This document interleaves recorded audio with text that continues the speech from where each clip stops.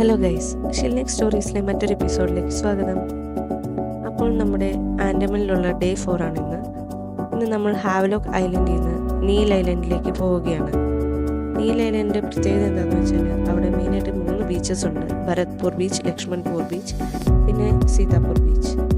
അപ്പോൾ നമ്മളവിടെ ആഫ്റ്റർനൂണൊക്കെ ആയപ്പോഴത്തേനും നീൽ ഐലൻഡിലെത്തി.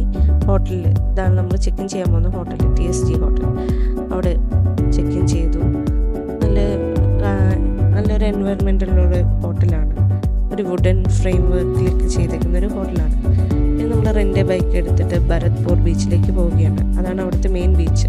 അവിടെ എന്താ പ്രത്യേകത എന്ന് വെച്ചാൽ ഇഷ്ടംപോലെ വാട്ടർ ആക്ടിവിറ്റീസ് ഉണ്ട്. അതുപോലെ നല്ല കളർഫുൾ ആയിട്ടുള്ള കോറൽ റീഫും അതുപോലെ ഭയങ്കര ഷാലോ ആയിട്ടുള്ള വാട്ടേഴ്സുമാണുള്ളത്. ആഴം കുറഞ്ഞ ബീച്ചാണിത്.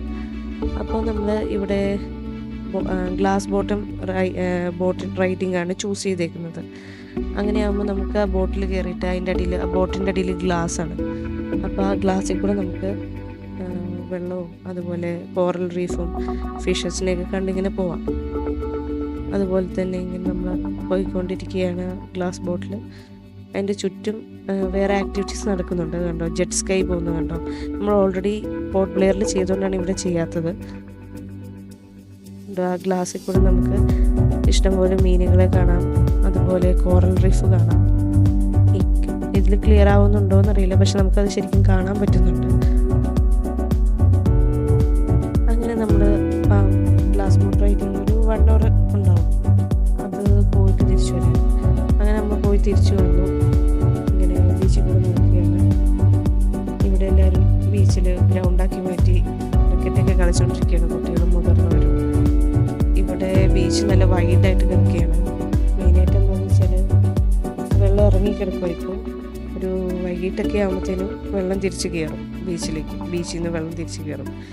അപ്പോൾ ഇത്ര സ്പേസ് ഉണ്ടാവില്ല. പിന്നെ ഇവിടെ എന്താ പ്രത്യേകത എന്ന് വെച്ചാൽ ഭയങ്കര എന്താ പറയുക, സോഫ്റ്റ് സിൽക്കി ആയിട്ടുള്ള ഒരു സാൻഡാണ് അവിടുത്തെ ഭരത്പൂർ ബീച്ചിൻ്റെ പ്രത്യേകത. അതുപോലെ മെയിനായിട്ട് ഈ കളർഫുൾ കോറൽ റീഫും പിന്നെ ചുറ്റും നല്ല ഗ്രീനിഷ് ആയിട്ടുള്ള മരങ്ങളും എല്ലാം നല്ലൊരു അടിപൊളി കോംബോ ആയിരുന്നു. അങ്ങനെ നമ്മൾ അവിടെ നിന്ന് ബൈക്ക് എടുത്തുകൊണ്ട് തിരിച്ച് ഹോട്ടലിലേക്ക് പോവുകയാണ്. ഇവിടെ വെജിറ്റബിൾ ബൗൾ ഓഫ് ആൻഡമാൻ എന്നാണ് ഈ നീൽ ഐലൻഡിനെ പറയുന്നത്. എന്താണെന്ന് വെച്ചാൽ ഇവിടെയാണ് മോസ്റ്റ് ഫെർട്ടൈൽ ആയിട്ടുള്ള സോയിലുള്ളത്. നല്ല വളക്കൂറുള്ള മണ്ണ് ഇവിടെയാണുള്ളത്. അപ്പോൾ അങ്ങനെ ആണ് അതിനകത്ത് പറയാൻ കാരണം. അതുപോലെ നമ്മൾ അവിടെ എത്തിയിട്ട് നമ്മുടെ ഹോട്ടലിൻ്റെ അടുത്തുള്ള പ്രൈവറ്റ് ബീച്ചിൽ പോയി. അത് സീതാപൂർ ബീച്ചാണ്. ഇവിടുത്തെ പ്രത്യേകത എന്താണെന്ന് വെച്ചാൽ സീതാപൂർ ബീച്ചിലാണ് നല്ല അടിപൊളിയായിട്ട് സൺറൈസ് കാണാൻ പറ്റുന്നത്. അപ്പോൾ ഇവിടെ സൺറൈസ് നേരത്തെ ആവുന്നുണ്ട്. ഒരു 4 മണിക്ക് ആകുമ്പോഴത്തേനും പിറ്റേ ദിവസം പോയി നിന്നാലേ സൺറൈസ് കാണാൻ പറ്റുള്ളൂ. അപ്പോൾ അവിടെ നമ്മൾ ജസ്റ്റ് ലൊക്കേഷനൊക്കെ ഒന്ന് കണ്ട് ഫിക്സ് ചെയ്തിട്ട് ഒന്ന് റിലാക്സ് ഒക്കെ ആയി തിരിച്ച് ഹോട്ടൽ റൂമിലേക്ക് പോവുകയാണ്. ഇതാണ് നമ്മുടെ ഹോട്ടലിലെ നൈറ്റ് ആംബിയൻസ്. നല്ല റിലാക്സിങ്ങും നല്ല ഒരു ആംബിയൻസ് ആയിരുന്നു അവിടെ.